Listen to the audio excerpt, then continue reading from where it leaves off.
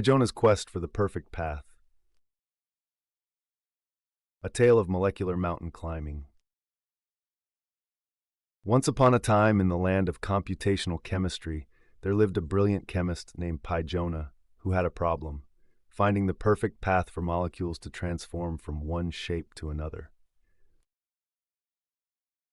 You see, when molecules react, like when wood burns or food cooks, they don't just magically jump from their starting shape to their ending shape. They have to climb over an energy mountain to get there. The peak of that mountain, that's called the transition state, and finding it is like searching for a needle in a haystack made of other needles. For years, chemists had been using a clever trick called the freezing string method, FSM. Imagine drawing a dotted line between 2 points on a map, then gradually adjusting each dot to follow the actual hiking trail. The FSM worked like this: start from both ends, reactant and product, add dots inward step by step, optimize each dot's position, then freeze it in place. Repeat until the paths meet. The highest energy dot, that's your transition state guess. But Jonah noticed something troubling. The traditional method used linear synchronous transit (LST) interpolation, basically drawing straight lines between molecular positions in a complicated way. Sometimes this created absurdly twisted, high-energy molecular geometries that were nowhere near the real path. It was like your GPS suggesting you drive through a lake because it's the straight line route.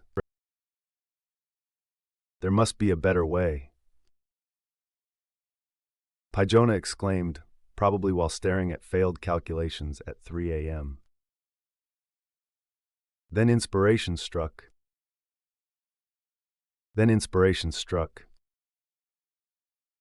Internal coordinates. Instead of tracking every atom's x, y, z position in space, Cartesian coordinates, what if we described molecules the way chemists actually think about them, using bond lengths, angles, and twists?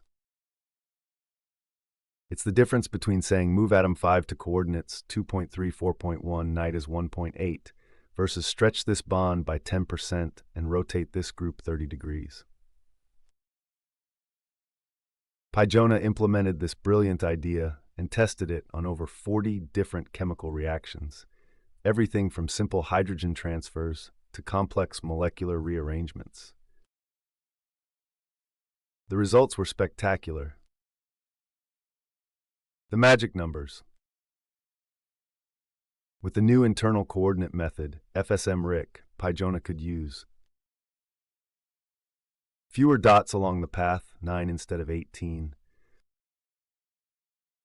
Fewer optimization steps per dot, 1 instead of 2, 3. Nearly 50% reduction in computational cost. 100% success rate compared to 71% for the old method on aggressive settings. But wait, there's more.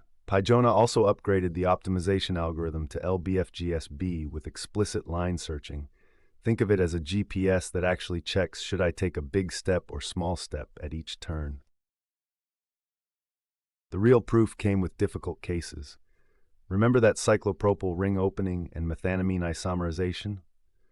The old LST method found the wrong transition states, like confidently telling you that you've reached Mount Everest when you're actually standing on a different mountain entirely. Jonah's FSM-RIC method nailed them both. There was one dramatic moment with the bicyclobutane ring opening reaction. Both methods initially struggled because the transition state had multiple imaginary frequencies, the molecular equivalent of being on a saddle that wobbles in more than one direction. But the internal coordinate method recovered more gracefully, like an experienced hiker who knows how to handle tricky terrain. The moral of the story. Sometimes the coordinate system matters just as much as the algorithm. By thinking about molecules the way nature actually moves them, Through bonds stretching, angles bending, and groups rotating, Jonah created a method that's both faster and more reliable. Jonah generously released all the code as open-source Python software, along with all the molecular structures tested. May your transition states be ever accurate and your calculations swift, became Jonah's blessing to computational chemists everywhere. And they all computed happily ever after. At least until the next algorithmic challenge arrived. The end. Jonah's work proved that sometimes the best path forward isn't a straight line. It's one that follows the natural curves of chemical reality.